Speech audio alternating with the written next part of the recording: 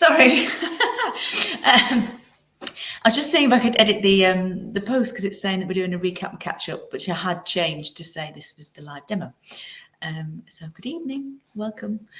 I'm just going to get back to where I need to be. Now I know that it's live in the group. Make sure, nobody's appeared here yet. If anybody wants to comment and they haven't gone to, hi Helen.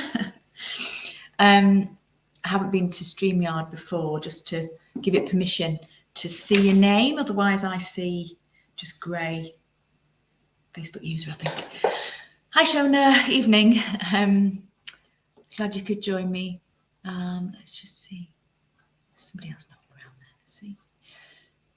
Hi Amy, how are you doing?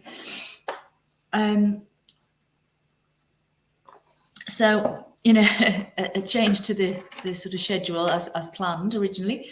I'm going to do the live demo tonight and focus on making our wood good, basically, before we move on to making it look gorgeous. So that, yeah, welcome to module 3. Essentially, this is making our wood sound, I think I called it.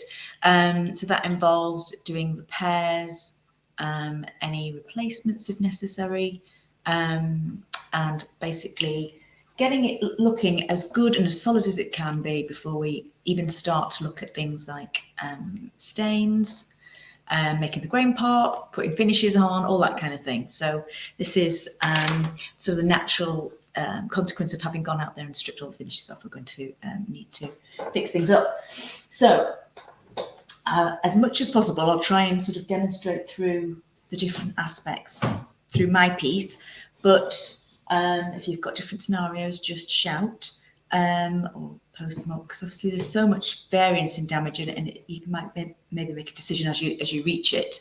And there's more than one way to do things, as you'll see as I'm doing things on this.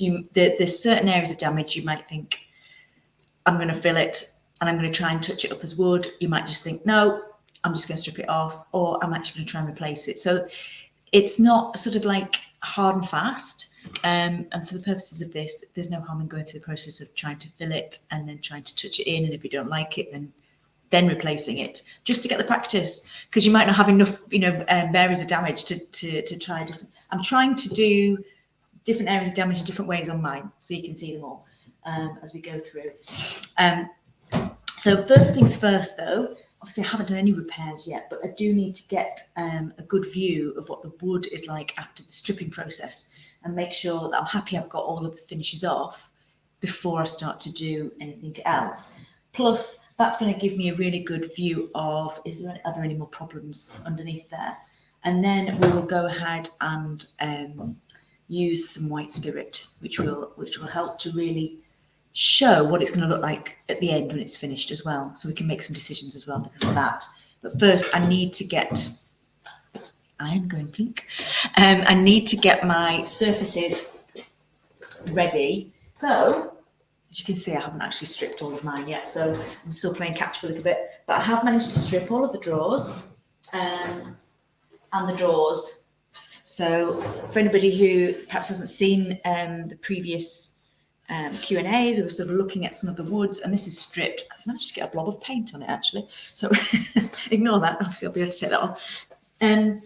And we were talking about how this isn't anything to be worried about. This is a stripped piece of wood, and you can see obviously it's mottled, and it's obviously gone quite pale in areas, and you can't really see the grain at all. So we're not going to worry about this sort of thing until we've actually given it that sort of final sand, and then have a look at it with the white spirit, and it will show us as a really good indicator, and it'll also help us sort of clean out the wood. So don't be frightened of that. Even in so much as, here's a better one. So these are my two doors. A little bit of something you can see through the thing there. You can see some of the actual marks here of where I've probably stopped scraping, and you can also see white marks. You might not be able to quite catch them on there, which is actually from the scourer taking off the last residue there. So I'm not going to worry about those either, because I'm fairly sure that they're going to disappear. So what I need to do is give it a light sand, and that will clean up some of this stuff. Same, you might also have bits of finish that you've missed, like I have. So I've actually got a finish all the way down the side here, because I obviously wasn't watching close enough. Perhaps it was actually on the demo, and I've not gone around the end there. So that will need a bit more sanding, but that's fine. That can be handled. Just little areas of it. It's really easy to do. I'm going to do it with, I'll do it as hand sanding, because obviously it's quieter. It's also easy to control, and at this point we don't really want to take a lot of material off at all. We just want to smooth it. So we want to get it up to 180 grit, basically, so that it's ready for its finishes. So I'm not going to use the electric sander. You could, and I do use it, I must admit, in real life. I might just give it a quick whiz over with the electric sander on a 180 as well. Just to sort of speed up the process, but you've got to be really careful still with your edges, not to go too quickly. Yes, Joan's saying it is, and you know what? Even as somebody's been doing it a little while, you know, you can still look at it and think, oh my God, it looks awful now, and it looked all right before. But you know, there's the satisfaction of being able to see beyond this stage when it's wet and then it dries out and it looks like this. It's good, and it's about keeping the faith, really.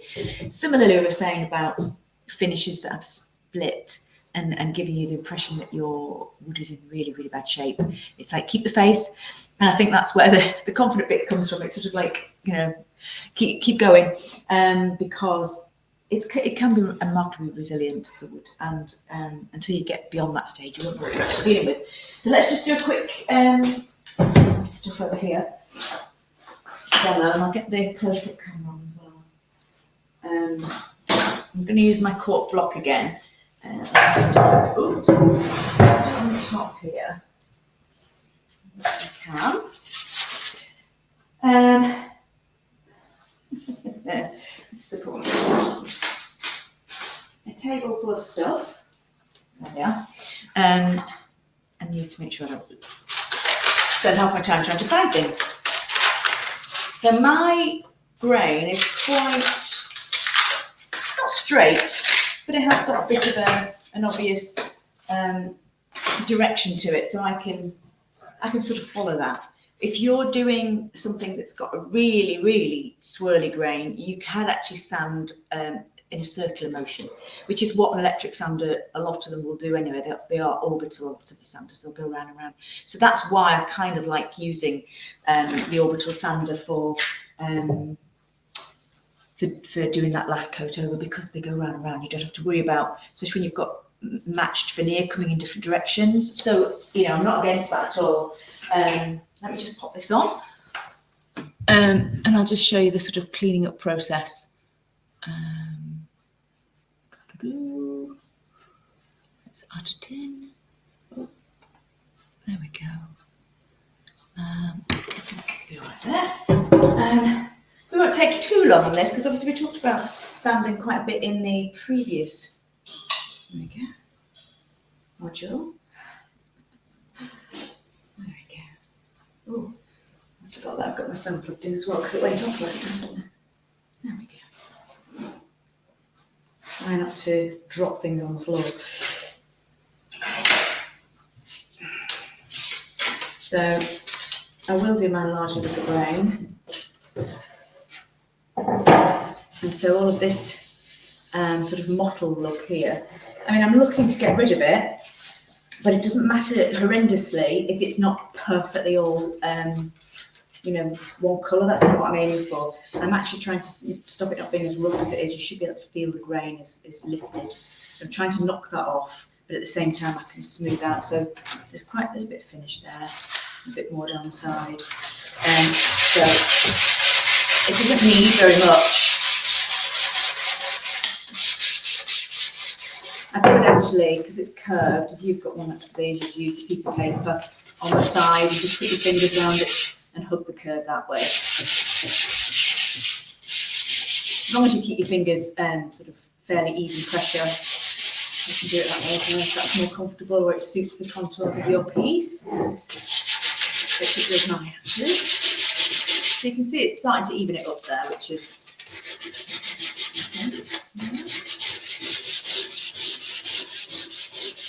just wiping the dust back.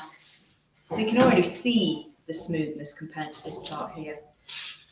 I might stick with it on my hand actually, just because it is a curved door. Let's just see.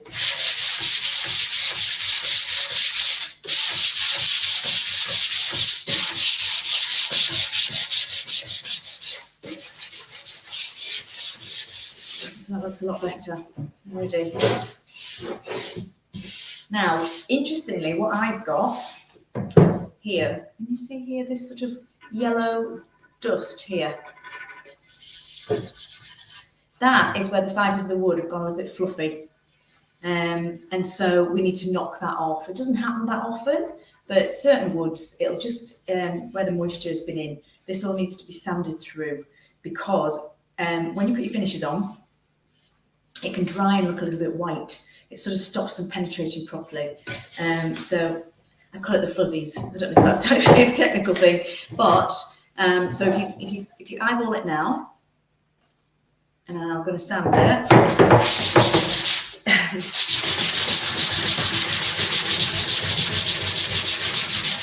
And it takes quite a bit of effort to get through those fuzzies, unfortunately, but they don't happen, like I say, that often. But it's good that it's happened here so you can see it.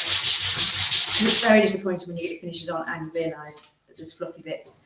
So you can just a bit more. It generally seems to be lighter wood, but anyway, making a nice mess. So can you see there's a little bit still here, but it's gone here. Now I can see the colour of the wood.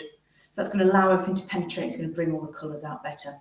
When it's wet with white spirit, this doesn't really necessarily show up white. It tends to do it with the finish. So just look for that sort of yellow, almost like bloom across your wood. And just know that those bits need a little bit more sanding. So like the second way that I sand it rather than the first.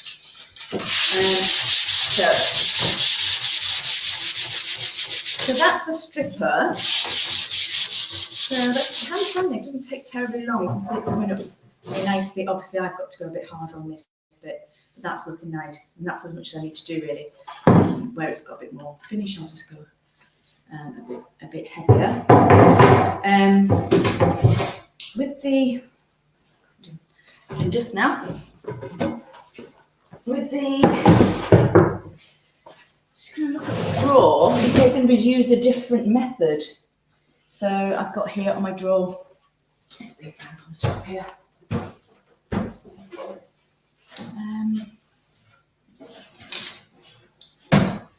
So I use the scraper and the sander side by side. What I'm going to do is I'm going to white spirit them all side by side as well and see if there's any difference in colour. So I'm going to introduce side by side. So that's the sander and the finish that gave us, which is rather nice. See some damage to sort out across the bottom. But that's, I would say that's pretty much ready. I might sand a bit more because there's a couple of dings there. But the scraper, obviously, needs quite a bit more work to get that back there. So that would need to be sanded back. Again with grey. And you can combine methods. I could scrape and then come back and sand over the top of that if I wanted to take it, with electric sand, to take further back. It has to be hand sanded all the way from here.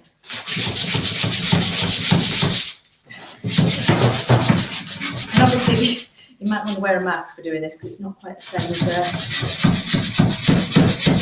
in terms of generating a lot of dust. Okay. That's coming off okay. I would normally, personally, if I wasn't trying to make sure I could see what I was doing, I would normally sand something like this down like on the ground and get my arm behind it. I always like to try and sand in such a way that you can get your power behind it, so rather than trying to do it vertically. Same with the electric sander. Just give yourself a bit more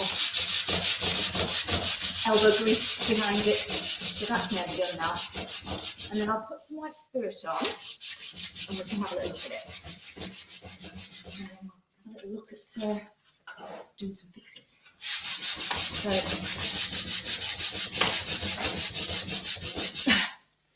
Right, so there's quite a few nibbles across the bottom, so we'll come on to that.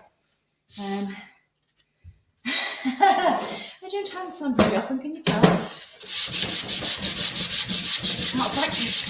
of breath.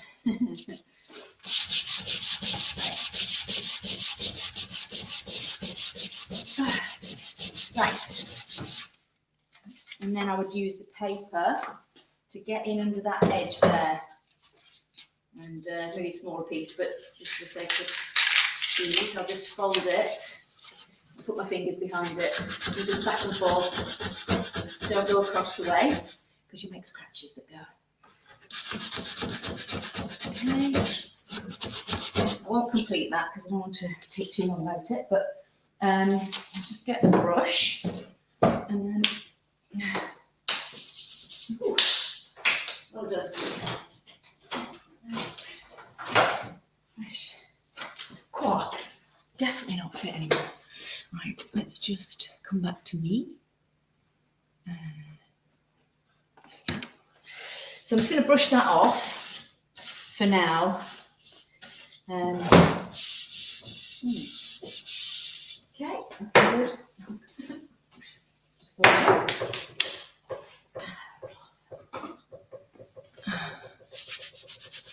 Right, so now, when I'm happy that my wood is sort of sanded, all the finish is gone, and I'm ready to move on to the next stage, this is the point at which I would give it a good wipe down with white spirit.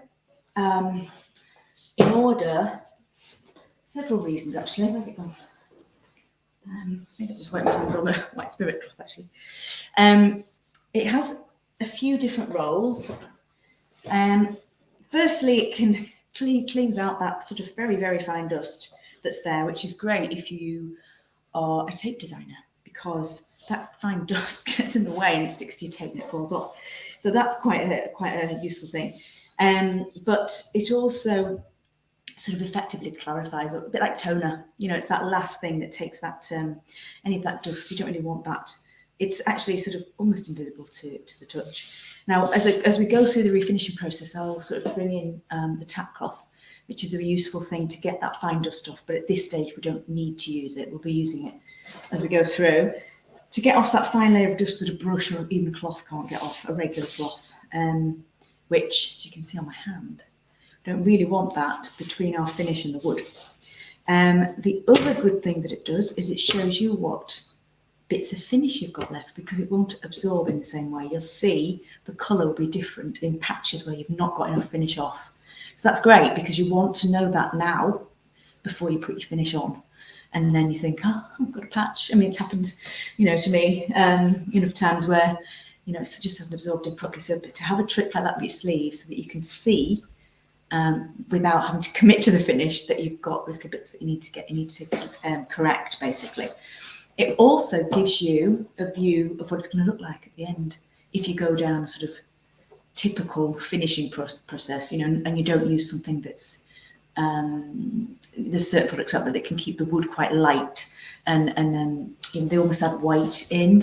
But if you want to go down a typical process, it's going to go back to its full colour. At the moment, it's just dusty. So often people sort of think, oh, I like it this colour. It's like, well, this isn't really its colour, and your finish doesn't necessarily add any colour to it. It's just bringing back the colour that's there. So the great thing about the white spirit is it goes in, it really goes in deep because it's an oil-based product. And it goes in, and it shows you all of the lovely figuration you've got in there. And if you're like me and you like to design for the pattern, that's nice to have as well. But it doesn't raise the grain.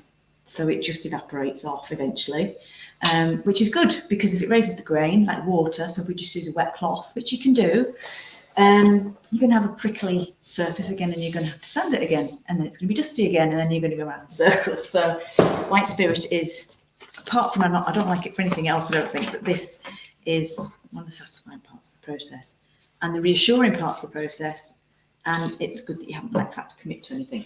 So in this, so we've got sanding and scraping, and obviously a bit of sanding on both sides actually.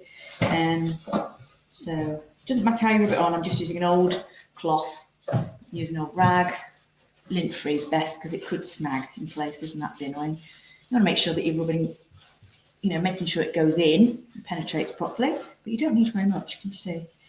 So, see, I'm being a bit daring doing two different finishing, but it actually looks exactly the same, which is good. And I can't see any bits. And that's where the reassurance comes in, because some of those marks that you might see while it's dry and crusty looking will disappear completely, and it just comes up, the colour comes up. Let's do our top. I've only actually done part of it, so we won't follow all of it. Well, we can do actually, and you'll be able to see which bits that I've sanded off might have disappeared. So it's a slightly lighter wood than the rest of it. So this is the bit where you kind of go, phew, all is good. So you can see over here, it's starting to get a bit mottled, and that is where my fuzzies are. So it's not penetrating quite as much, but if I put a lot of white spirit on, it would sink in and give me the impression that it's okay.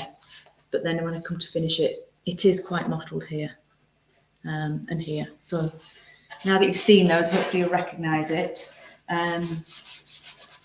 Yeah. So it's sinking in quite well.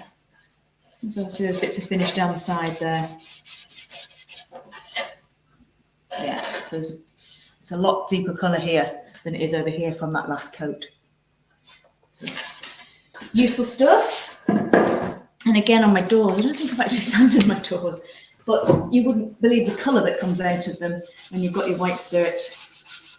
And that's the grain that's hiding underneath my dusty exterior, so to speak. So that's what you're going to do, and know that you're ready then to think about how you're going to finish it. Now, in this instance, because I've used a wet stripper for most of my piece, I've saved the repairs for now. If you decided you were going to sand it all, you've got a solid wood piece, or you're just, quite sort of careful with the electric sander and you're doing veneer, you could have done your filling at this point as well. Oh, hang on, there's a question there. Let's just have a look. Let's just back up a bit, because I was just about to start talking about the repairs, but there's a question there about white spirit, so let's just imagine myself with the white spirit. Does the white spirit show exactly what the colour will look like with a clear poly top coat, or darker or lighter? It basically is as if you were putting clear on. If you put on a sort of varnish, which is an amber colour, a varnish is like an oil-based top coat, which has a sort of orangey glow about it, you get that, but it would just be warmer. So that's what it would look like with a clear, see-through, completely clear top coat. But this is what we'll come on to when we're talking about finishes. There's a difference in the way that those finishes will dry. So a water-based top coat will lighten as it dries a little, whereas an oil-based varnish type of thing stays deeper in the wood and will keep it looking darker. So there's different things you can do, and you can use that to your advantage. When people say, I like to keep it light, you could then use the clear top coats, because they're not going to stay as intense in the wood. Or you could even use something like a matte top coat, because they've got a little bit of white in them. So that's what we'll come on to, and we can go through different sort of options and helping to choose. I'm going to stop wiping things with the white spirit. But yes, this is clear. That's exactly what it's going to look like at the end.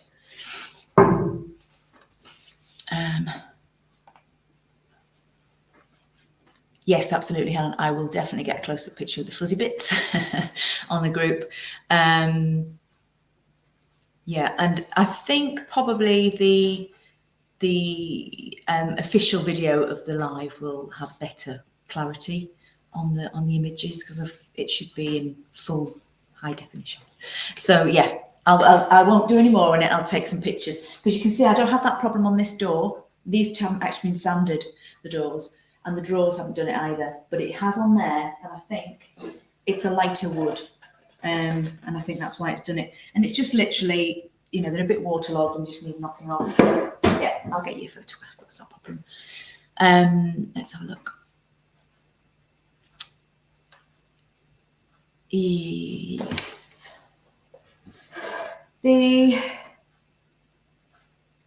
mottled a bit. Which was the mottled bit? Just remind me.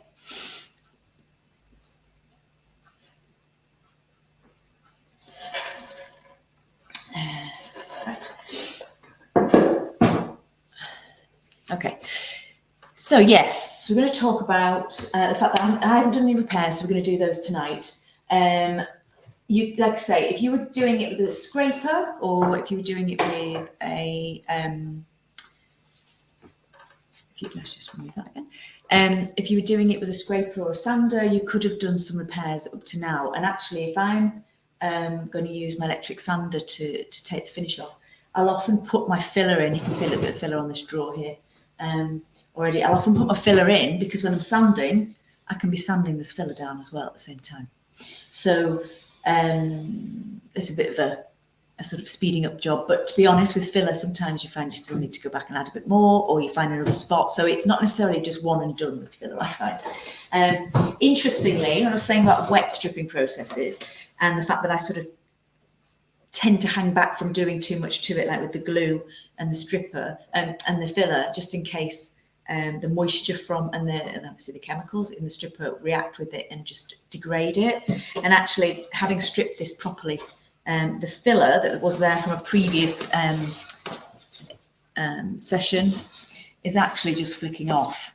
So it flicked off this patch here, and it started to sort of, yeah. I think it's dried out a bit now, which is good, but it's definitely, it's a little bit concerning to me. So I think what I'll do is I'll just chip that off and I'll redo it, so that it's just, you know, as hard as it should be. So that's sort of, yeah, I definitely would do that later on. And similarly with the glue, you know, it is actually water soluble, as tough as it is. So I'll show you the products that I use, and those will be in the supply list as well, so that you can get hold of them. Yeah, I'll definitely get some pictures so that you've got that documented, because it's really helpful to see. There's one you will kind of want to catch before you go too far. Okay, so let's talk first about gluing, because in terms of the repair process, I usually glue first, and then once it's sound and solid and everything's sort of firmly attached, then I would do my filling afterwards. So this is a good case in point here. On mine, let's do the close-up on here so you've got both options.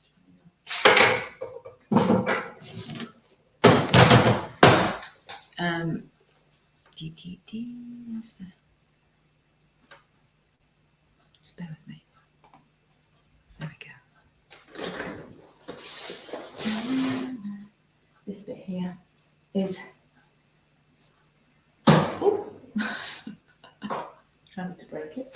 This bit here, I'll just grab a knife actually, is bits of missing veneer and it's loose. And it's cracked. I think someone's obviously hit on it and it's cracked it all. So I've got missing bits but loose bits. So in terms of the order of play, I'm going to get glue into that. I'm going to clamp it, leave it to dry, and then I'm going to add filler in afterwards and sand it smooth. And then we'll have a look at ways to sort of disguise that and sort of touch that in, because that's of the size that's perfectly doable. This is what I was saying, you know, when you come across the other side of my drawer and you see all of this damage here, this is where you might start to look at it and go, there's quite a lot going on there. So do I actually just want to remove it all, you know, take this piece of veneer off, or do I want to fill it, sand it and paint it, for example? So it's taking individual pieces, but then as a whole, it's like how much work is involved. So it's whether we do individual spot repairs, whether we take sections off, whether we replace little sections. And like I say, it's a bit case by case. So if you're not sure, we can have a go through it. But I think having a go at each thing is probably quite good on this. So I'm going to take off all of this stuff here. You can see it's actually lifting, so it's not even. So that's because it's had all that. That bit's obviously not as wet. Yeah. So let's do some gluing first, and get things sort of made a bit more solid. So what you're going to do, you want to go around your piece. Now we did this when we were assessing it, but you might find that things have changed a bit. But is you want to be looking for that little hollow sound as your veneer not loose in any places. And obviously here, it's a bit damp still, I have to confess, so you might not be able to hear it. But you can hear, no, it's still a little bit damp. Oh yes, I know that. So if you listen to it here, you'll be able to hear the noise I'm talking about. On this section here. So there you can hear that it's loose. And that's actually up. See that there? So we'll just, because what you might find is you've got a patch in the middle that's lifted and you need to be able to get in there and you need to make it solid. And it's actually better that you find all these bits now and sort them out. So yeah, just go around tapping, lifting the edges, looking for them. Yeah, so you're going to go and find it like that. And then getting them glued essentially. So I'm going to use my Old Faithful, which is Gorilla Glue. And this is the wood glue. So they do a whole range of glues. There is an orange Gorilla Glue, which is like a foaming one. Don't get that because it's a nightmare. But this is great. It's really strong and it only takes about half an hour to dry, which is even better.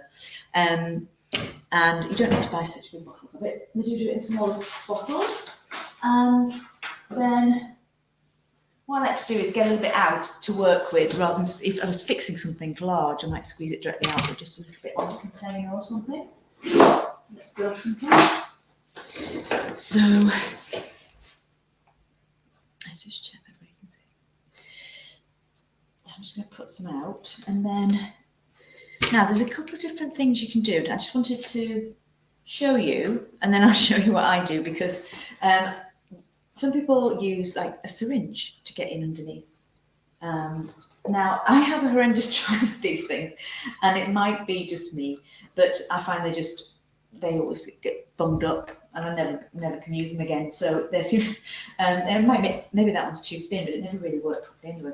So I just want to make you aware of them, and you may already have some at home that you can try. Is like little syringes filled up with glue, and then you can get into areas. Now, if you look at this one's very, very thin, and this one's probably a bit too thick actually to go under some veneers.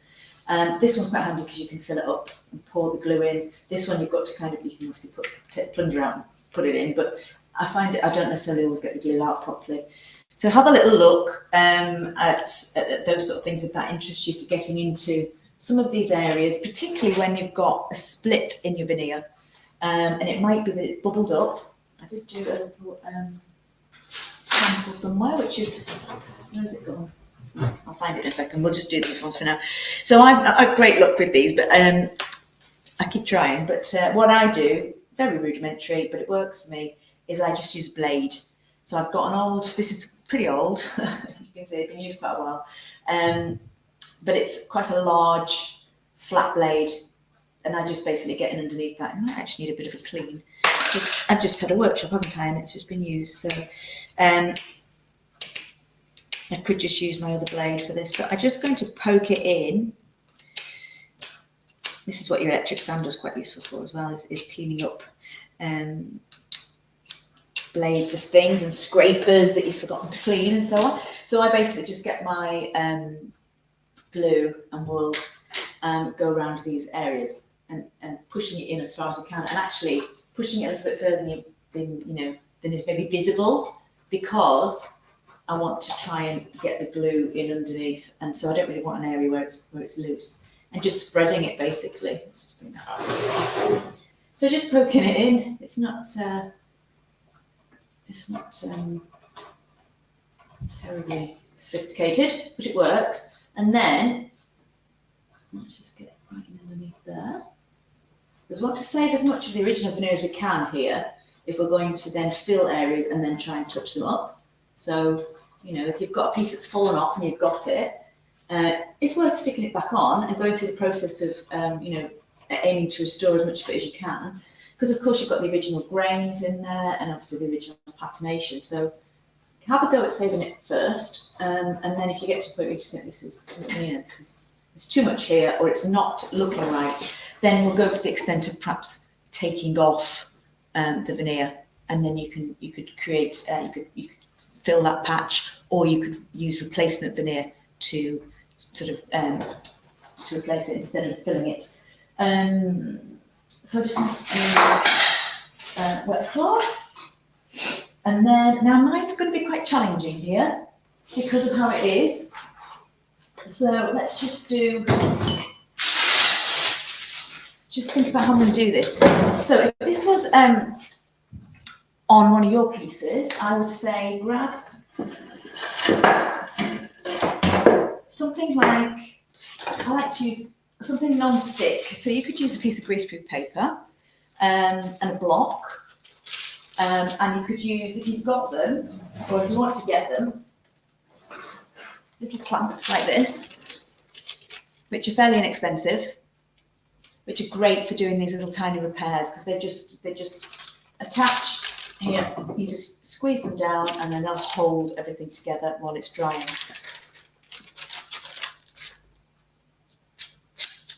I'll just post that up for everybody.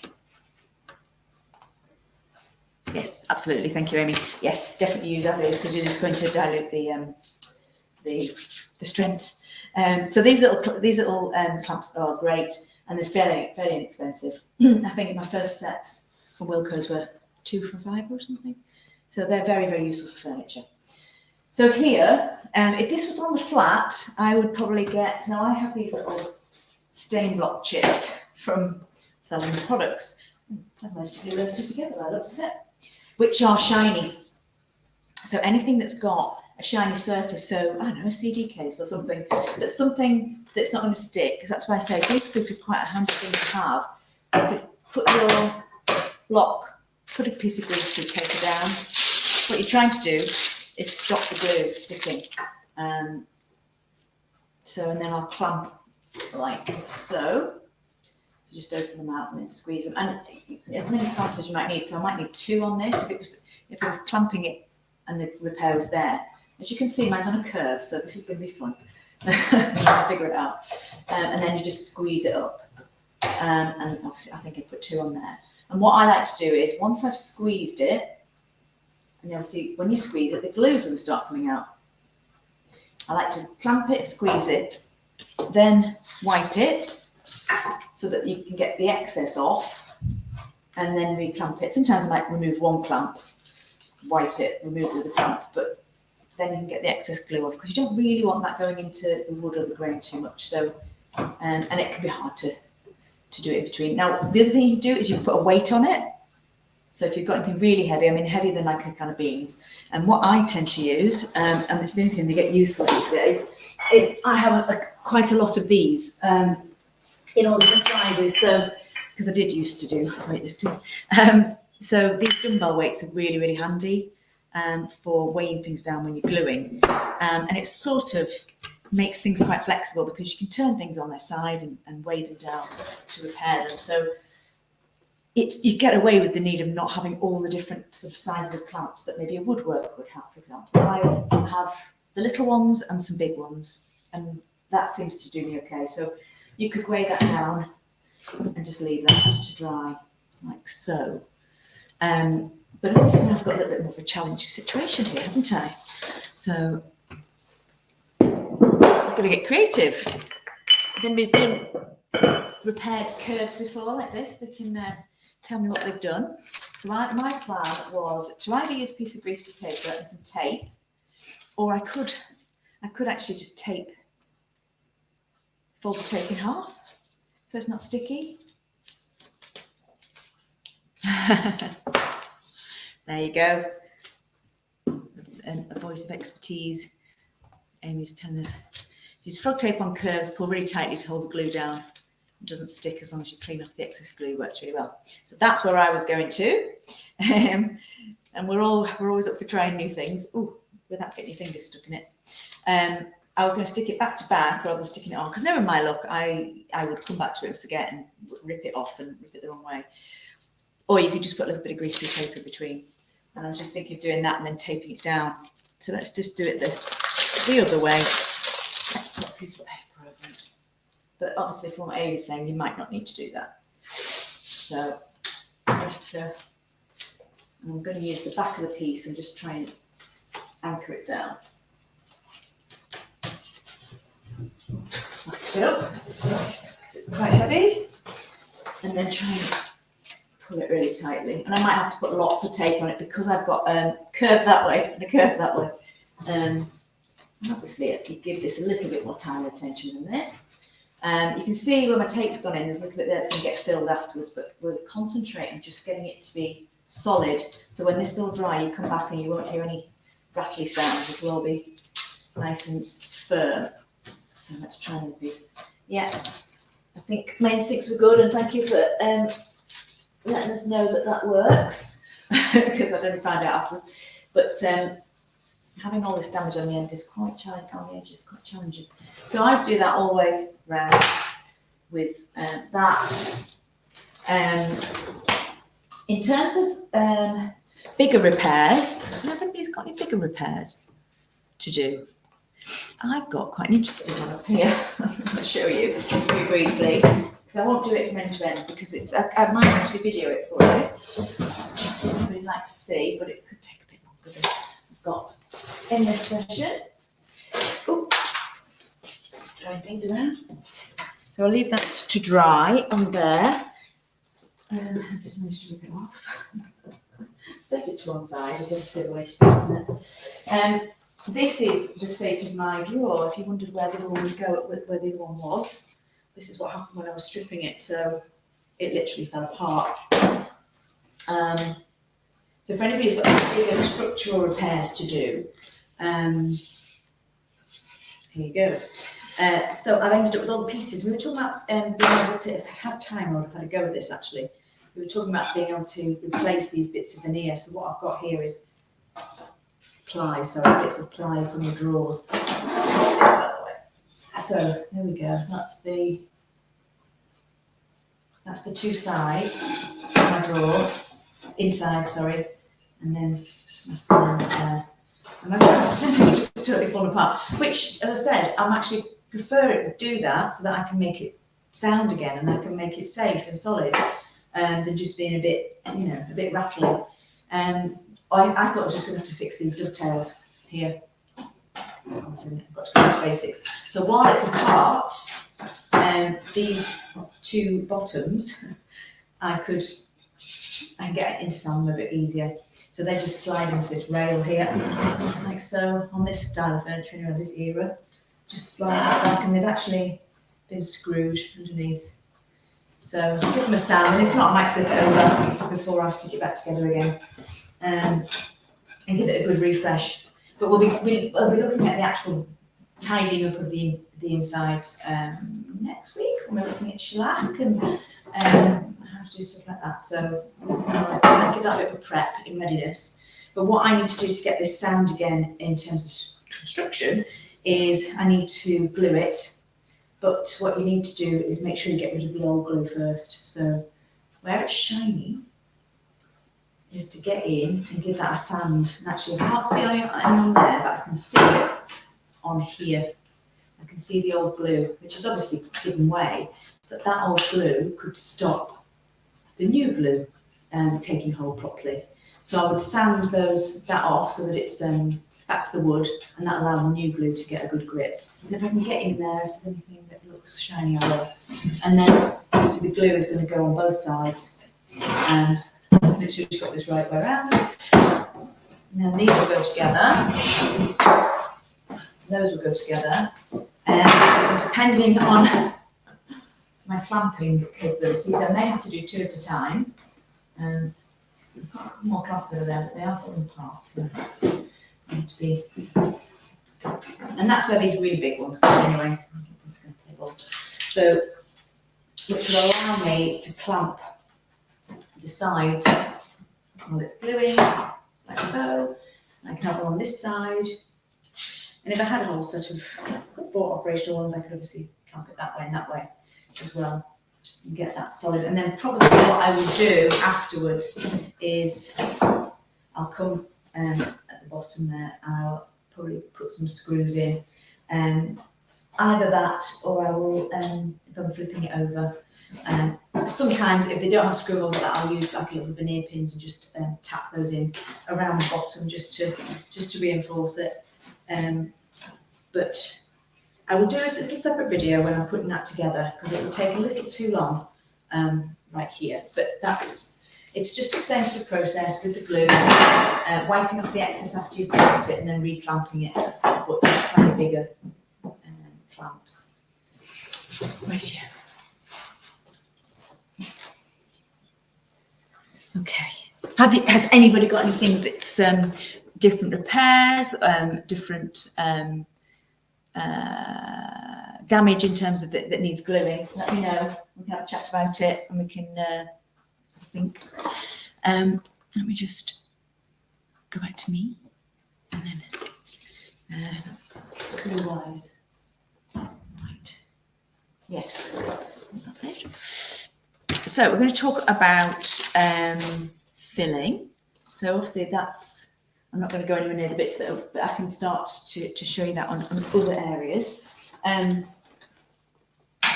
Once the glue is completely dried, so half an hour or so, you can start to add your filler on. So this is the point where you might, little areas of damage, small patches, definitely fill, because you can definitely disguise those.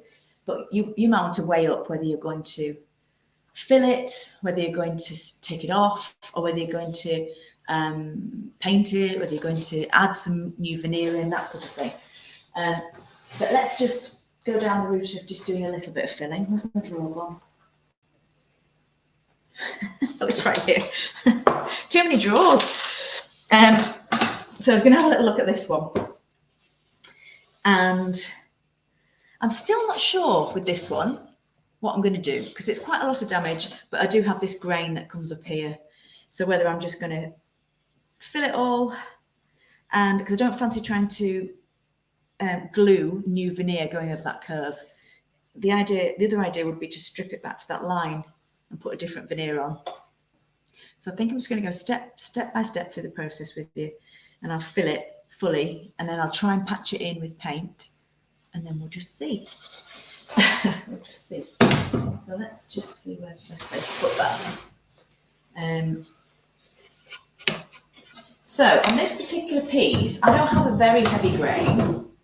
I have walnut, which is quite a light grain. It's not sort of like, when I say heavy, I mean quite coarse. So you can actually hear your fingernails going through the sort of fibres, like when you scratch it. Like an oak is a good example. It's actually got quite coarse, rough grain, an open grain essentially. And the thing about that is you can sometimes get filler caught in it. Teak is another one. It's got quite an open texture. Like I say, just run your nails across it and you'll see what I mean, because that doesn't make it sort of that ridged noise. So it might be a good idea in that instance just to mask around your damage before you start. It's a bit one of those nights, isn't it, when you're trying to do too many things and stuff everywhere. And let's just get this on.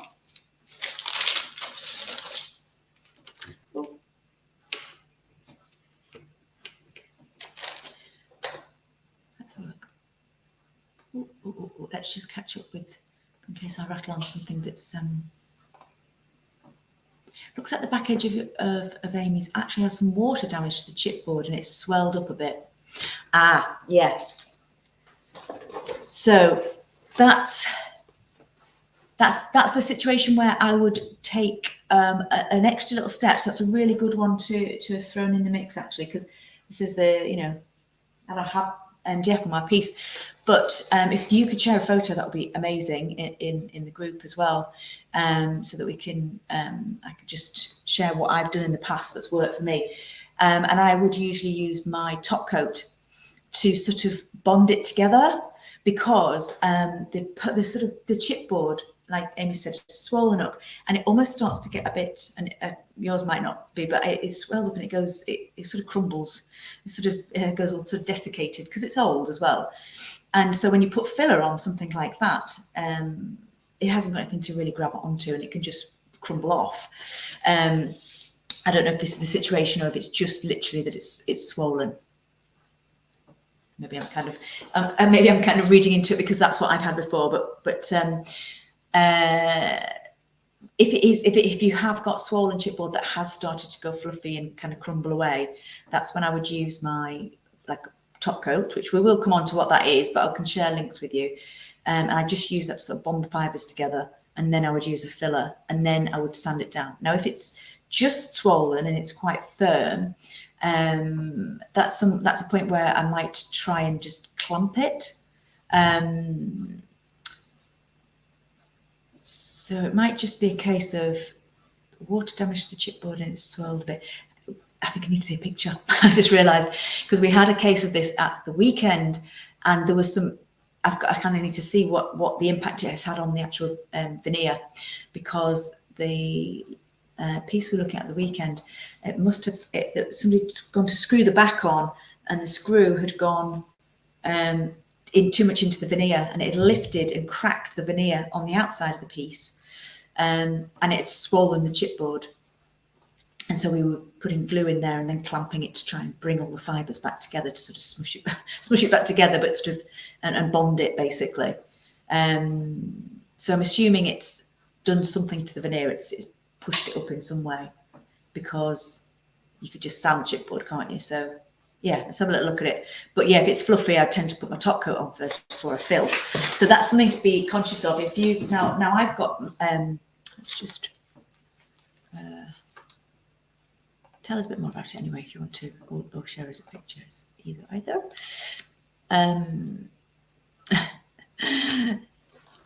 Helen is reporting in on her veneer. After using strip on your night medical doors, a few areas have bubbled up, a bit like blisters. I'm hoping to be able to glue them back down. Thank you for bringing that in there. Before we move on to the filler, I did actually put together. Oh, it's there, right there. So this is what I would do with areas. Let's just do it up here. Let's get the thing. This is what I would do. It's a little bit difficult for me to mock this one up, so because I don't have any of that. But what I've done is just created a little sample. Let me get in there.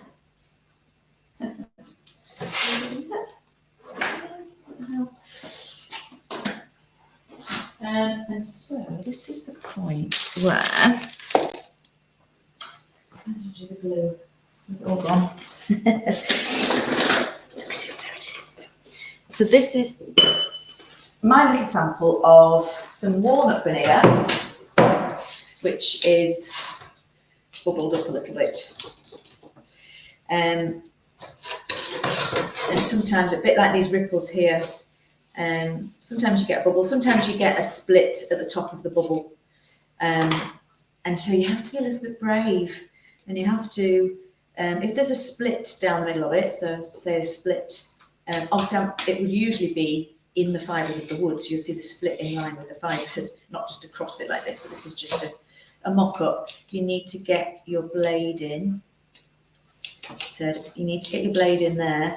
So you might even have to have, something to hold it down with, something to lift it up with. And this is where the syringes, if you can get the right size, can be useful. And I just, like I say, use my blade to poke the glue into those little slits. And you want to go in from both sides if you can, because obviously that you need to sort of get glue under this section here, so you need to get both sides of the split.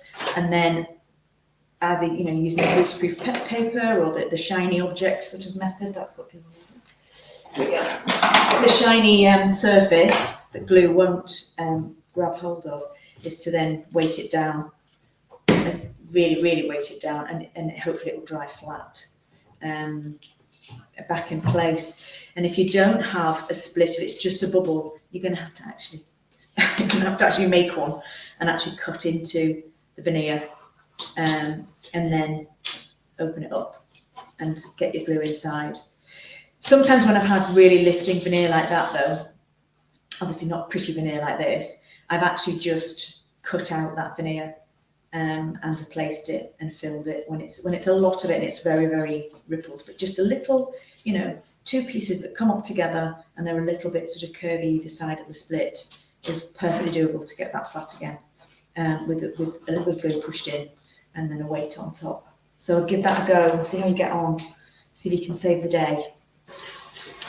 And let me know if you need to ask anything about that.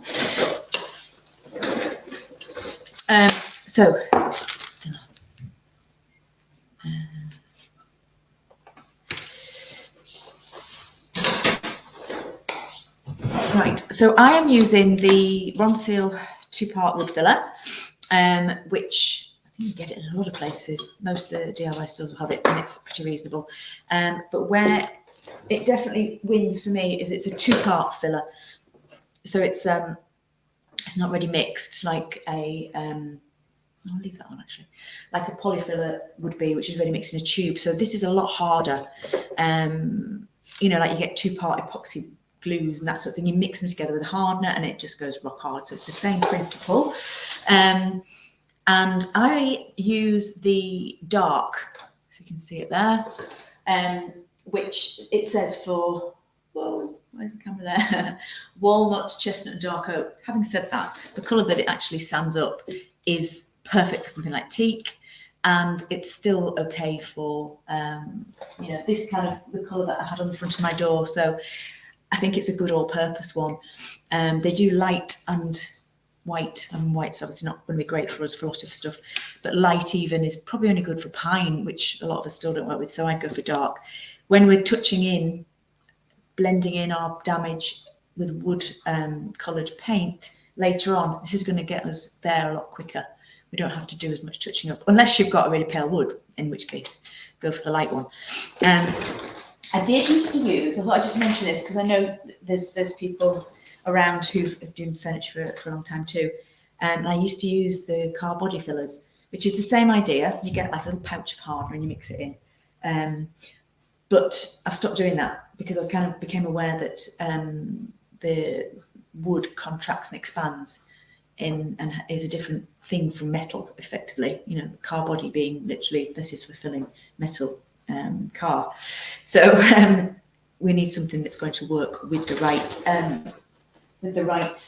properties like the wood. So I don't do that anymore. It's still useful for some things, but I don't use it on wood. But I do need, and I hope I can find it because they always seem to move.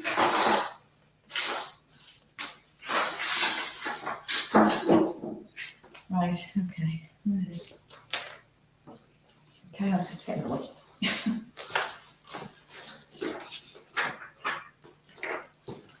A proper can opener for these tins because they have very deep lids. It's really easy to bend them, so I use a proper paint can opener to get in. And to do this, let's just bring that down. I'm going to do here. So obviously I'm doing it after. And if I was going to start to sand this piece back here, I'd do it before.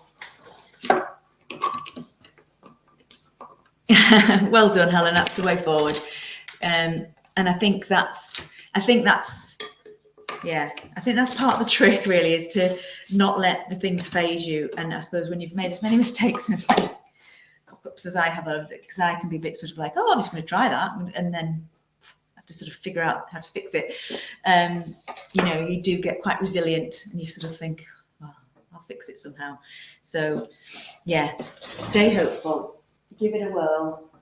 And at the end of the day, this piece is going to be better off even if you paint it. Now, what I've started using for my filler, trying to be sustainable, I started using bits of old sandpaper to mix on. Because I was mixing it on frog tape boxes and all kinds of things, and it just goes hard and literally goes in the bin, and you can't really do much with it. If somebody's got any sustainability tips there, but as a massive masking tape consumer, I try to do what I can, but it's difficult to be perfect. So, and then I'm starting to use my old sample lolly sticks that I do paint matching, colour matching and samples for people on as for my stirring and my mixing. So happy to hear your tips, or I'll have you share your tips with each other. What we're doing.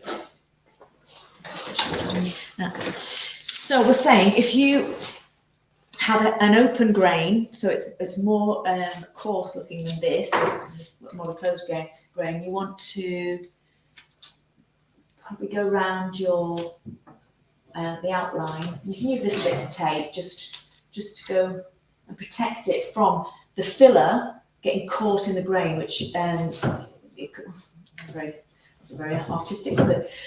Which could be quite a pain afterwards to have to sort of pick them out with a knife. I have to say, I very rarely do this, but I wanted just, you know, like I say, I can be a bit gung-ho, and then afterwards think, oh, bloody hell. So this is just a good way of making sure that your filler doesn't migrate into those gaps, but I wouldn't worry about it with walnut particularly. Like so. Anyway, we'll just do that little patch there. You can see I've got a bit of an edge to build up as well. I've got that on all my doors actually.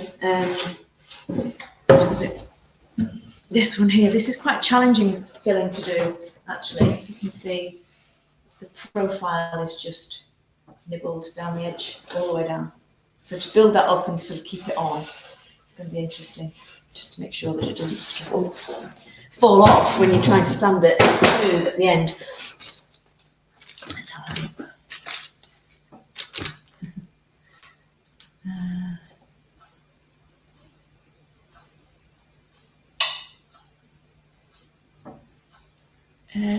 No.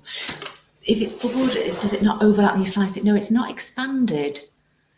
It hasn't stretched, it's just curved. I'm not very scientific, but it does sort of go back down and meet as long as your weight's heavy enough. It will reform. Yeah, no, it doesn't overlap. And that's why sometimes they split, because there isn't enough wood for it to, so the wood doesn't stretch. I think that's probably what my brain's trying to say, make my mouth say. The wood doesn't stretch, it doesn't expand, it just curves. So it goes out, but when it goes back down flat. The challenge is getting it flat, but with the right, you know, with a big enough, flat enough surface, sometimes you might even use a plank of wood. And again, with something in between, like a piece of paper, plank of wood, and something really heavy on top, to get as much of that surface flat as possible. So sometimes you might go wider than just the little local thing, just so that it all settles down, especially when you've got quite a few of them next to each other. Use something really large. But yeah, it's a good question. I can totally understand why. Yeah, but it doesn't actually. They're quite high. No, they should be fine, but I would definitely be splitting them. But the glue will sort of soften everything. It should sort of it should all go back together. Yeah, good question. Thank you for that. So I'm going to grab a bit of my filler. So it's that colour, and when it sands, it's actually a little bit lighter. So it's perfectly fine, and it's solvent based, so it's quite smelly. And mostly on workshops, people go, that's nice. So not many people seem to dislike the smell, but it goes off quite quickly. So I'm just going to put it a little bit at a time, and then get the hardener and just put a little blob of that in, and then mix it up. And as soon as that starts to stiffen, I want to stop trying to use it basically. So it needs to be malleable. And as soon as it starts getting a bit crumbly and a bit too hard to spread, you need to throw it away and get some fresh, because it won't stick as well. It probably will just start to crumble when you're sanding it. So maybe, I don't know, I say 30 seconds, which doesn't sound very long, but when you're running around your piece filling it, it can be plenty. Maybe a minute. I haven't timed it really. But so just mixing it through like so. Unfortunately, it's the same. It disappears in, so you can't really see. You just got to be quite sort of thorough. And then using I'm going to use the lolly stick. It's a bit on the big side. Little lolly sticks are quite handy. I don't use putty knives because, again, I'm probably just I've wrecked, the plastic ones. The metal ones are quite good because you can use a sander to clean them up. So I'm just making sure I put more material on. I see a lot of people doing it really, really flat and then skimming it across the surface. And I think, well, it may be a different product, and probably Bondo in America, isn't it? But for me, when it's dry, because it shrinks a little bit, you can end up with holes and you have to apply it again. So I always put it a little bit proud, I'm going on to the wood here because I'm not too bothered about the taping thing that I was telling you about. What I would do, that is all sand. Yeah, that's all sand. That's all been glued previously, actually. So this is, I would be doing this after that's dry, not with any loose bits of wood. So I'm sort of raising up the profile so that I know I can sand it to what it needs to be, with a bit of tape there. Let's just bring it in.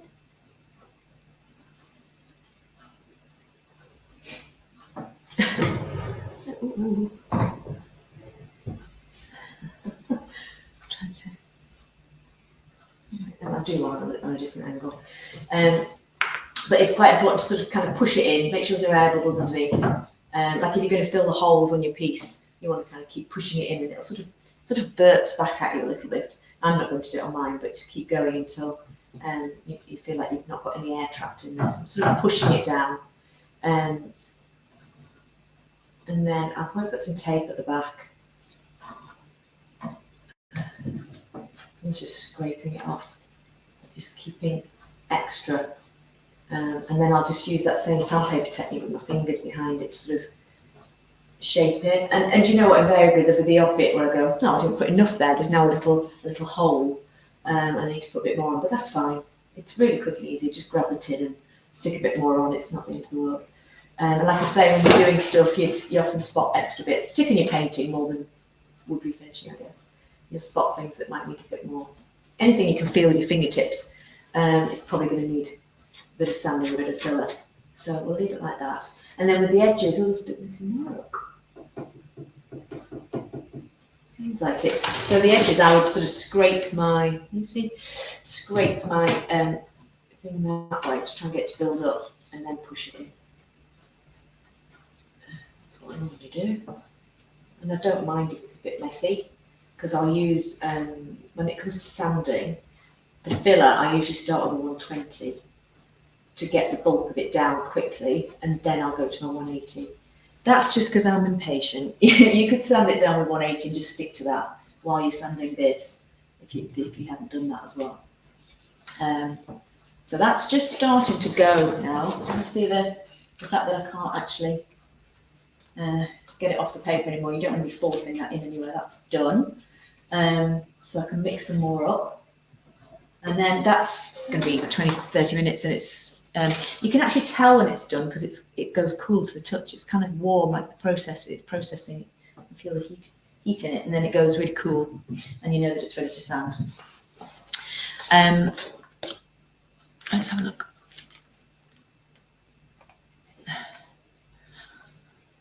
Oh yes, we're talking about the blisters again. Yeah, so there's a few in one area. Find a piece of wood or something that you can weight them down together and flatten it off together. And when I've had really bad ones on the side of a piece, I actually had the piece on its side and did them. And these are the things that can stretch our renovation projects out, because once it's on its side with weights, and you can't really do very much else unless you can work on the drawers, but some structural things you just have to wait. But so these products like Gorilla Glue and Ronseal wood filler, they're pretty quick, so you know you can be back at it within half an hour, which is pretty good. Where else do I need to fill? So that's across the bottom of the door is the same, the nibbles, I'll do that as well. I'll just scrape my stick onto it and then smooth it down. And then it's quite pleasurable actually sanding that smooth afterwards. I'm trying to think, is there any other ways of filling? I don't think so. Fairly straightforward, isn't it? Let me know if there's anything you want to know about that sort of thing.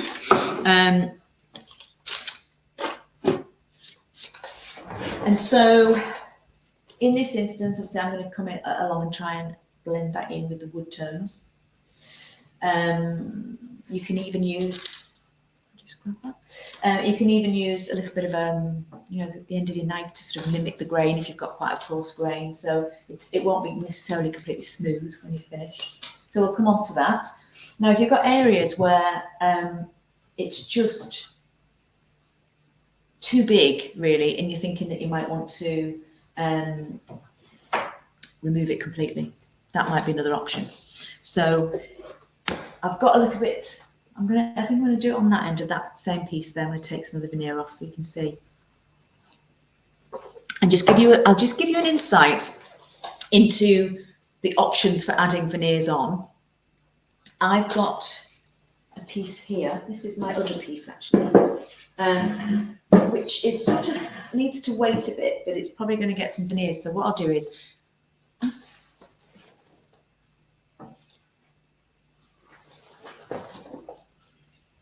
where's that gone?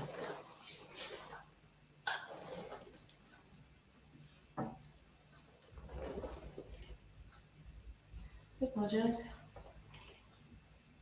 Oh, I don't know why that's gone. I'll fiddle with it separately.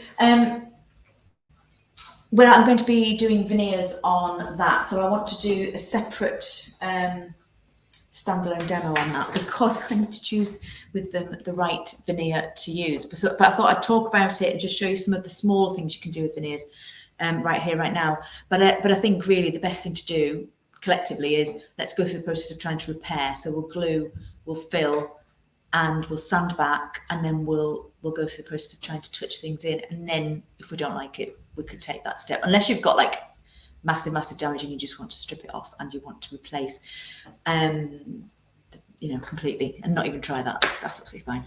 I'm not quite sure what happened there. Let's see if I can get it back in because I need it.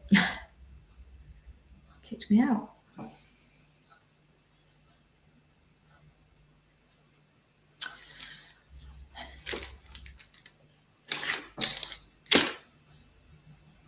Right, well, I'll just talk in the meantime while I'm trying to get that sorted. So, you can buy veneer, which you probably worked out. You can buy small sheets, large sheets, whether you're doing marquetry, whether you're doing whole sides of furniture, you want to sort of blend it in with it. So you can buy all sorts, and you can buy it with adhesive backing or without. So that's your own choice really, whether you decide to glue it on or whether you want to sort of effectively iron it on using heat to get it to stick. I'm going to try and save as much money as possible because it's sort of part of a set effectively. This piece up here is a different kind of wood, and I think it could be equally that I could try and take that off and try and replace it rather than trying to blend it in. And there's another good reason for that, is that grain up here, if I can get this working again, rather than having to talk about it instead of showing it.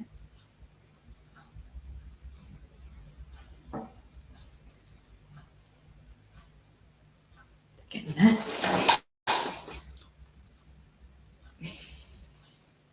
I don't know if I've lost my internet connection. Maybe that's why it's gone funny.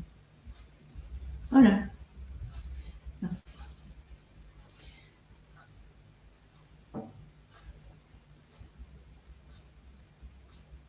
Right, there we go. Apologies. What happened there? Coming back in.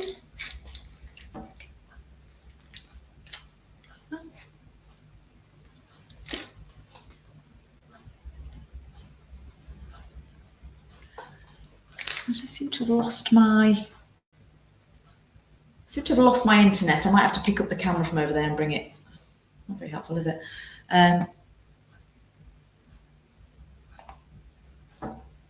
Oh.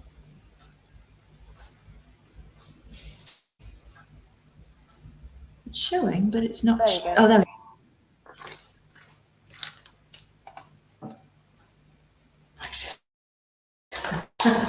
Nobody needs to hear me twice. There.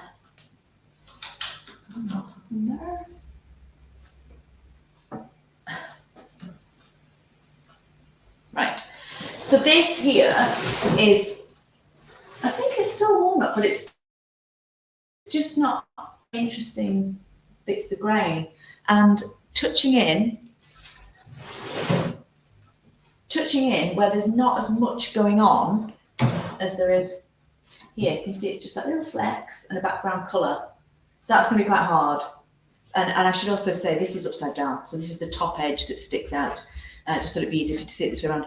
me being able to fill that and then touch it in where you don't see it at all, I think it's going to be quite tricky. But I could paint it. I could, you know, do up to this line and do some gold on there. So that's my last port of call.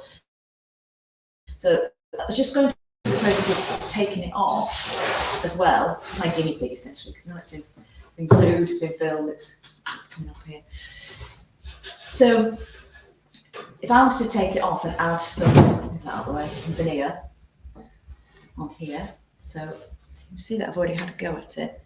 We can use a blade and a knife to cut out the damage and to take off that section, and then we could add a piece of veneer into that area. Now what I'm actually going to do is I'm going to try doing it as a straight line here, because I think that would make sense for this, because then the join would almost look intentional. Now if this was in the middle of the flat side on your piece and you just had this damage, now I'm just thinking particularly of like Moraine's piece has got some big jagged pieces of veneer missing at the bottom.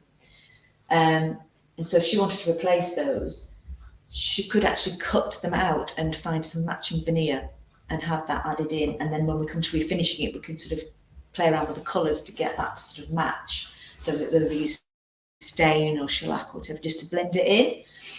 So with mine, I'm actually going to cut a straight line. But if you have, like, say, a shard, like these pieces here, that you want, and you think it's like this big, and I don't want to have to try and paint that in with wood colour, you know, whereas these are fairly small and possibly achievable. If you had a big piece like that, you might think you want to cut it out. And so if you're going to cut it out, what you want to do and replace it is cut it out in an asymmetrical way. Because if you imagine, if you cut a little square out the middle of a wood grain, the borders of it are going to drag you, sort of grab your eye in a much, much more deliberate way. So what we'd want to do, this again is not a very great example because it's on the curve, is I could create a shape, let me just stand up and do it at the top. I could create a shape like so, and cut like this, which would throw the eye and help it blend in a lot more. So if I just went slightly asymmetrical with it, cutting through the veneer, it's difficult because it's a curve, but you get the idea. And then come in with a blade or a chisel or something and remove that veneer. Where is my, there it is. So I could just start to take that out. Oh. Right, I'll just bring the camera in closer. Apologies for that. I don't know what's happened there. It's all going quite well having a closer camera, but hey ho. Here we go. You can go. You're no longer wanted. Right. Can you see okay? You see the shape that I've cut here? So obviously I'm talking about this on a bigger scale than what I've got here, because I think this is worth a go. But given the consideration of all the damage I've got here, this is why I possibly won't be trying to. So, oh, look, see, all mine's coming off. But if that was stuck down, let's just presume that bit is stuck down, because we don't really want all of it, or do we? And maybe I'll make the shape a bit bigger to account for the fact that I've got more veneer coming off. It's just, I don't really want to go any higher than that, because that's where my veneer is. That's where I want to go to with my veneer replacement. So I don't want to cause excess damage myself to show you things, if you know what I mean. So now, if mine's lifting off very well, but if you're finding that it doesn't lift, if you've got a heat gun, that's one way to sort of loosen the adhesive. You could use a hot cloth. I don't think that knife has actually got the end of its blade. That's why it's not cutting very well. So I might just put a bit more power behind it because it's lost its tip. You could use a very hot cloth, leave it on it, and that will start to loosen the glue. Or even maybe a hot iron over a hot cloth could get it to start to lift. I'm not going to go to the trouble of putting the iron on now, but that will start to loosen it. There you go. If you've got a little chisel, that's quite a good thing too. It's just, now we've got the shape there. And then we will be looking at some of the different veneers and looking for a match, essentially. So that really means shopping about to find something that you're happy with. And then you can take a template from this and transfer it onto, so this is a little piece of walnut veneer. So you want to sort of match up your grain, which obviously doesn't match up with this. I'm just making it up. But we can transfer, so you can either create by adding sort of masking tape across the top of it. You can create a little template like so. So I could just, you see, I don't know if you can see, because the light's not great. So I can create a little template like that. And then I can draw with a pencil in here in order to get the outline, and then transfer that onto my veneer and add the veneer. And you'll see it's the same thickness, this veneer I've got there. So once you've applied the veneer that you want, you're going to be able to finish it. And then obviously we can play around with the colours to get it to all blend in. So I've got, what have I got here? I've got some walnut veneer that I'm going to use. I'm going to use on here if it doesn't work, because it's got quite a nice figured pattern. So I figured to end it with a strip across the top here, but using some of these pieces might look quite good. So I think the key thing is shopping around till you find something that sort of matches, but it's never going to be perfect. It's the same as when we come to do the touching in work. It's going to be as near as damn it, you know, it's not, you know, you'll know it's there, I think is what they say. So you can then apply, so if you had adhesive iron-on veneer, you could then obviously apply that following the instructions. It's usually using an iron and some greaseproof paper over the top, and that will apply it very nicely there. Let's see if I can get my piece here. And then my stuff is actually got no adhesive on it. So there's a couple of ways you can do that. You can use the wood glue that you can use some of the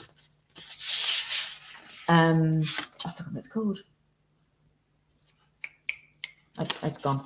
But there's another glue that you can use to apply it. But what I quite like to do, because as you can see, it's quite bubbly, and that kind of worries me a little bit in terms of getting it all clamped down, especially when you've got certain different contours. So what I do is picked up an old tip of applying layers of glue.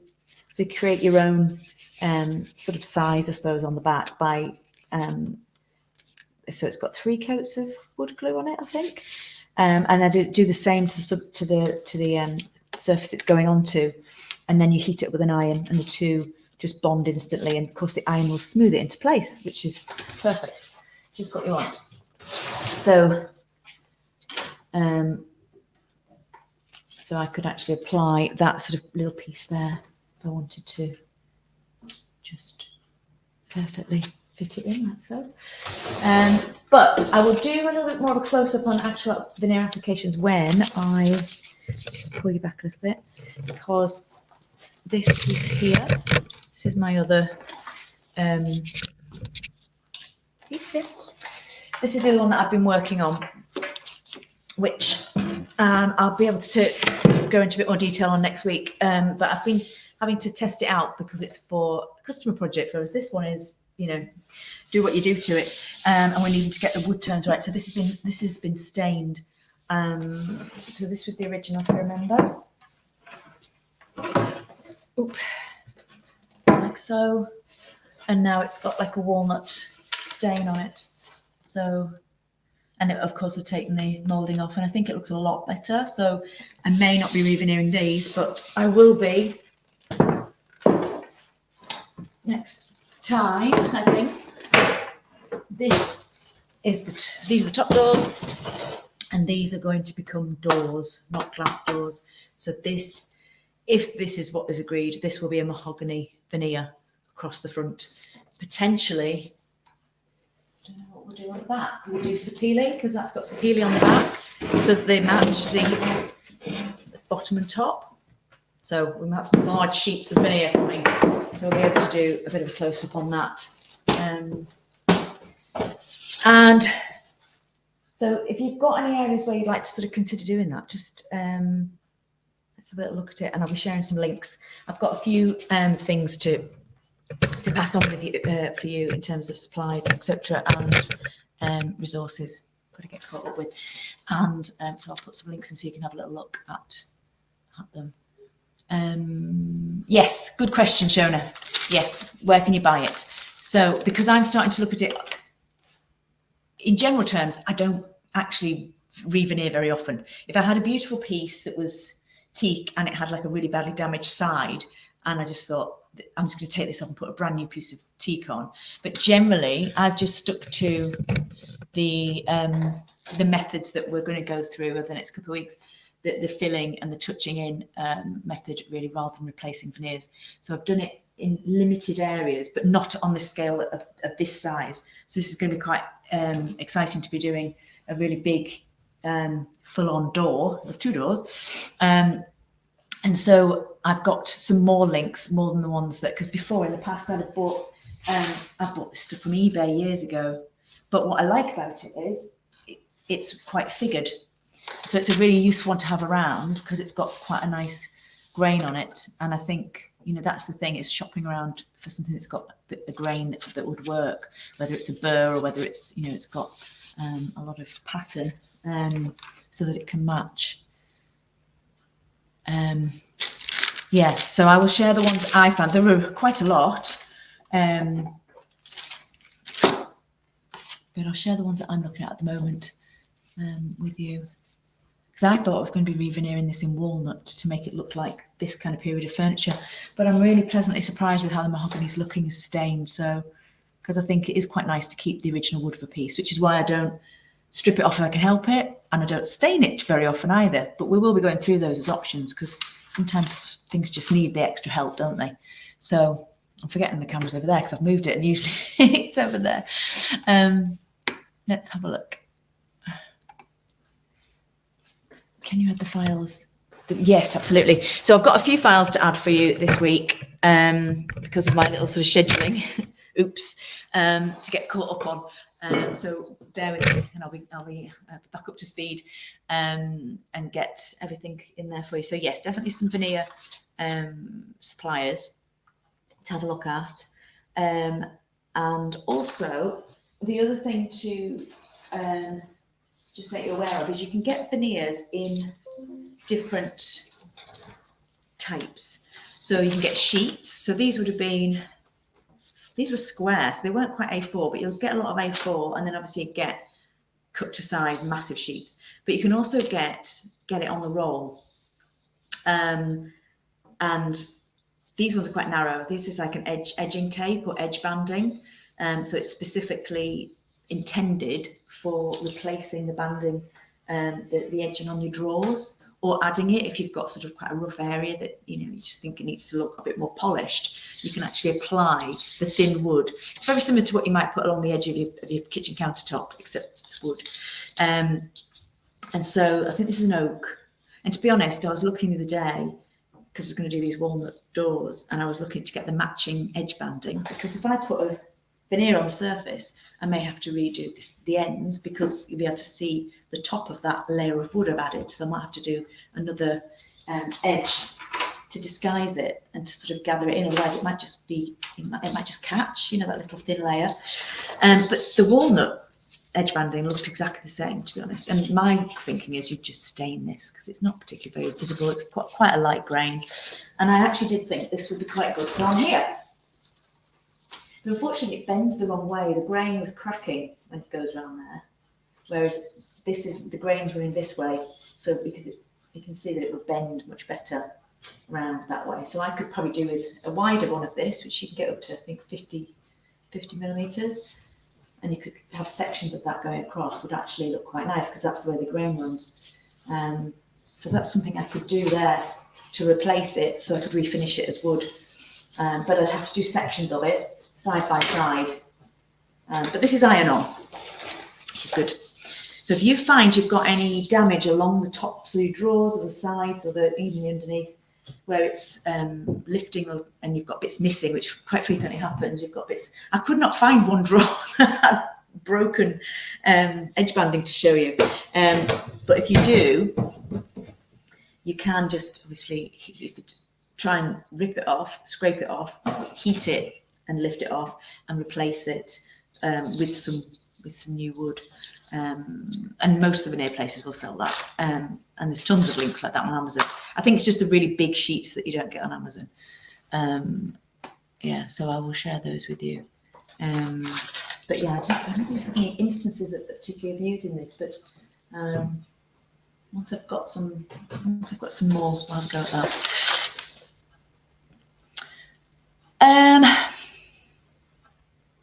Yes, that's a really good question, Shona. And because we've got lots of different scenarios going here, this is why I kind of want to see the situation and have a look at it. But yes, I would say so. I mean, obviously the colours of my walnut are fairly close to the colours of that, where we can tone and we can adjust the colours of the veneer, but the shapes and so obviously this particular one here has got the flecks that run down it, which are quite similar to the grain here. So the two would blend in quite well. And then I can change on that particular patch. I can use shellac. I could use tinted, like a little wash of the acrylics that we're going to be using, which I will put up in the supply list. You could even use like a tinted top coat using stains. So there's lots of ways that we can adjust the colours of the wood to match that patch. So yeah, it's a good. And really, when it comes to like this, we want the swirly bits. So because there's some very light patination here, it kind of matches the lines here. So we kind of want to, I mean, possibly I wouldn't use the darkest bit next to the lightest bit of this wood, because it's got quite a lot of different dark and light areas, but try and get the directions of the lines going the same way, I think, is the key thing. So yeah, you need to chop about a bit till you find a piece of wood. And if you're doing something where you want several things to be refinished, get your wood at the same time, because it's a bit like when they do something continuous for you, like wallpaper samples, they will do it from the same bit of wood, so that like we said about the book matching, so it's got the two pieces of wood that have been put opposite each other so that they reflect. They will do it from the same, so you get the same batch effectively. So if you had, say, if you didn't have crazy curvy drawers like mine, you had straight drawers and the damage was so bad, but it had lovely sides and legs, and you just want to do the front of each drawer, get your veneer in one go, and they'll actually create it as a consecutive order, and then you get that nice effect like I've got there. If I can get that bit matching. Yeah. So we'll go into that into a bit more detail, I think. And next week, so we need to be sanding back your filler, and then we'll have a look next week at touching in the damage. But we'll also, probably at the beginning of the session, we'll start to talk about how to make the grain pop, and how to bring those colours out in the wood, because that's quite a useful thing to be able to do at this stage when we're trying to figure out what colours things need to be.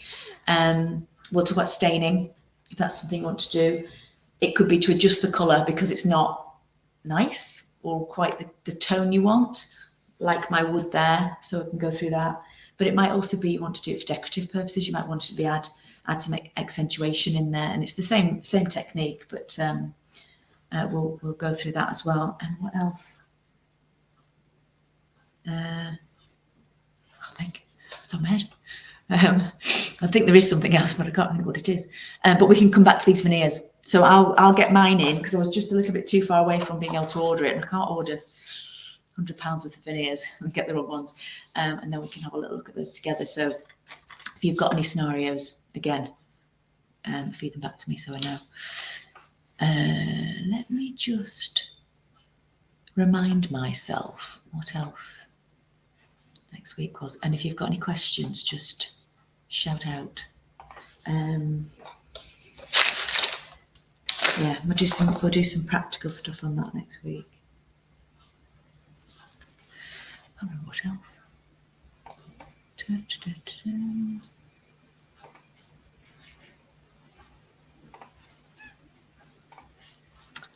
It's been quite a busy week, and I'm very much looking forward to the fact that this piece of furniture that I'm sat with is leaving tomorrow, and the weekend workshop is behind me. So it's full steam ahead with us in wood now. So it's nice to be able to focus on one thing. Let me just see. So bear with me though, my plan is to get the supply listing first, and then I will put some, like I've been doing, some notes in around this particular demo as soon as I can. Let me just see.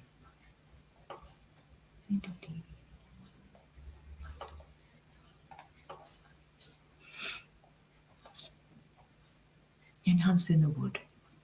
Lightning and toning as well. Yeah, so staining, lightning and toning. So that could be things like whitewash. It could be trying to get the orange out of the wood, you know, not necessarily white, but, you know, if you want to sort of like tone down the warmth, that sort of thing. So I'd be having a think about if there's anything, you know, once you've got your white spirit on, and don't worry if you're still catching up, you can see I've got quite a lot of scripting to do, so I'm going to be full steam ahead with that on Monday myself. But even if you've done one bit, and you've got some white spirit on it, and you can see the sort of colours, and you think, well, I'm quite interested to dig into that a bit next week, sort of changing the colour a little bit, or enhancing the colour, bringing, you know, shades out. But also within that, we will talk about shellac, because that's a really useful way of enhancing colour, bringing out the warmth and all the grain of the wood, etc. So it'll be exciting. We're starting to see a little bit of it sort of shaping up from its decrepit state, even though there's still quite a way to go. So let me just come back to where I can see. Oh, good. Oh, good. We've all gone quiet.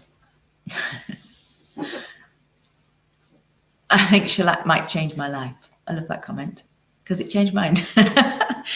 It's quite an old-fashioned product for anybody who's not come across it before. It's the product that they use to French polish. But we're going to use it in conjunction with high-tech super duper finishes. So I call it the best of both worlds finish, because we're going to get all that enrichment, but we're going to get a really good protection, which you don't necessarily get from the older finishes, like oils and waxes don't last as nourishing as they look. So yeah, I'm looking forward to getting onto this too, because I think this is what gives you sort of more sort of flexibility about how you can approach things. You're not just chucking Osmo oil on something, and you know, and you can make decisions about it. So that's a nice little face, Shona. I can't quite see if it's a worried face or a smiley face. It's a smiley face, hopefully. Scary stuff. Well, I think you know, because I've got quite a lot to get on with it. I know we said 6 weeks, but it'll be 6 demos, but I don't think we won't be sort of vacating the group anytime soon. So don't feel like, you know, sort of any sense of panic. But if you get some time this weekend to get your projects moving on, and I'll be around if you want to post, if you know, in your garage and you get stuck and you need some help. I'll be happy to help. I'll be doing some DIY probably then for myself rather than here, but sounds right proper.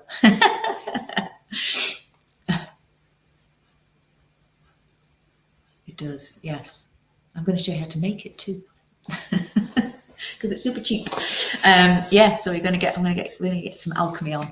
But yeah, getting into all of that kind of thing. I think it's yeah, be good. Bring on the good stuff and less of the dirty stuff. So yes, so enjoy whatever you get onto your next stage, and we will catch up. I'm going to post up about next week's demos and see which way around you want to do it, and see when people are mostly available, and then I'll schedule them. But they will be the 2 same time slots. And brilliant. Thanks, Hello. Just shout whenever you need me, and post up. You don't have to wait for the lives. It's just sometimes you know, if people do want me to share pictures to talk about, or you want to come in with your piece, then you can. But post away, as you have been, which is brilliant. Smashing. All right, I look forward to seeing more of your pieces being unveiled and stripped and etc. And I'll catch up with you soon. Yeah. Have a good evening, everybody. Yeah. See you soon. And if you're on catch up, please do feel free to pop questions in as well, because I'll still see them. All right. Okay. Speak to you soon. Bye. Bye.